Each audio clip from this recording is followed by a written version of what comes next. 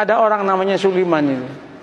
Sulaiman ini orangnya tidak ganteng. Tidak ganteng itu kalau mau dijelaskan itu jelek, ya jelek ya. Sulaiman ini jatuh cinta kepada seorang wanita namanya Fatimah. Fatimah ini anaknya janda. Ibunya namanya Zubaidah. Zubaidah ini 4 tahun menjanda. Si Sulaiman ini senang banget udah, nggak bisa pindah ke lain hati. Dia matur sama Kiai, Kiai, mungkinkah Allah menjodohkan saya dengan Fatimah? Kenapa? Wajah saya dengan wajah dia, Kiai, berbeda jauh, Kiai. Kiainya mengatakan, tidak ada yang tidak mungkin kalau Allah mau, nak. Gimana caranya, Kiai? Kamu tahajud berdoa kepada Allah tiap malam, dikasih doanya. Dan kemudian kamu itu agak rajin main ke situ, mengenalkan diri. Namanya PDKT, katanya. Oh, nggih. Apa yang terjadi? Orang ini tahajud tiap malam berdoa. Doanya itu unik.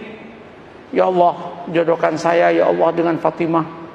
Kalau Fatimah itu bukan jodoh saya ya Allah, tolong dijodohkan ya Allah.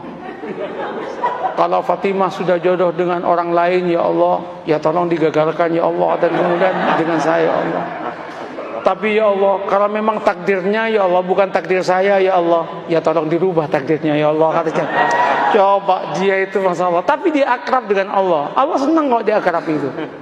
Nah, setelah setahun udah kenal, matur sama Kiai, Kiai, sampun Kiai, sampun niki setahun penuh kula nika tahajud dungatang Allah Taala. Terus napa langkah selanjutnya Kiai? Anu mawon, kata Kiai, kamu datangi besok hari Jumat jam 6 pagi, maksimum jam 7, jangan lewat karena itu waktu yang istijabah dalam cinta, namanya Zahra, katanya. Mantap Pak, ini primbon. Nah, primbon ini ada mujarobatnya ini. Nah, berangkat itu. Ketika berangkat, Assalamualaikum, yang jawab Bu Zubaidah. Waalaikumsalam. Sampean Mas Sulaiman, nggih Bu. Ada apa kok pagi-pagi? Penting Bu. Nggih monggo pinara. Nggih matur nuwun, duduk. Dek Fatimah pun di Bu. Wah, baru keluar sama temennya itu. Jalan-jalan lari pagi kayaknya. Bu, singkat cerita, kalau panjenengan setuju alhamdulillah, tapi kalau jenengan nggak setuju ya innalillah Bu. Apa Mas? Saya kan sudah 1 tahun kenal dengan panjenengan sekeluarga.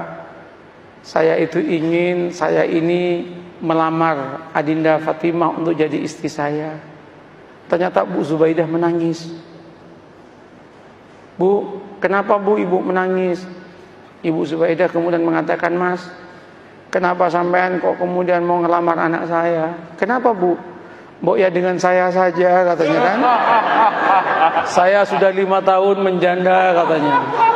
Langsung si Sulaiman mengatakan, Bu, doa saya tiap malam Bu, minta Fatimah Bu. Mohon maaf Bu. Ibunya mengatakan, Mas, saya 1 tahun kenal dengan sampean. Sejak pertama ketemu saya berdoa kepada Allah supaya jodoh dengan sampean. Kata cowok ya kan.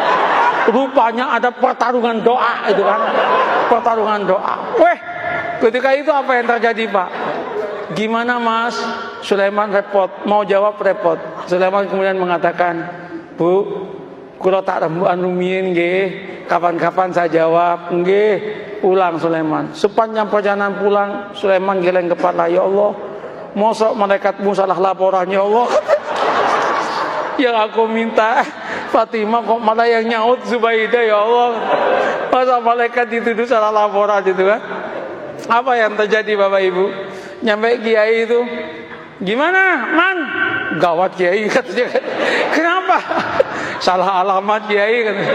Diceritakan yang tadi itu, Kiai mengatakan, wis taman, jangan gitu, santai aja hidup ini. Ya musibah Kiai katanya kan.